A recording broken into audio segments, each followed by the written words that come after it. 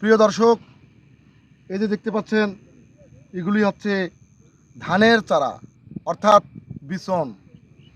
এই বিচনগুলি মোটামুটি পর্যায়ে একটা এসে গেছে। এই বিচন চারার রোপণ করতে সঠিক মাত্রায় পানি অর্থাৎ সেচ ব্যবহার করা হয়। একবারে বেশিও না, একবারে কমও না। এই অল্প বা ছোট্ট পরিসরে বিচনগুলি অনেক বড় জায়গায় জমিতে লাগানো হয়। অর্থাৎ এই বিচন যখন তুলে লাগানো হবে তখন হবে ইরি ক্ষেত। আমি আপনাদেরকে এই বিচন ক্ষেতটি সঠিক পরিচর্যা যেমনটি করেছেন এই কৃষক, তেমনিভাবে আপনাদের যাদের বিচন রয়েছে তারা সঠিকভাবে এই বিচন ক্ষেতের পরিচর্যা করবেন। তাহলে বিচন ভালো হলে আপনাদের ইরি ভালো হবে, অর্থাৎ ধান ভালো আসবে।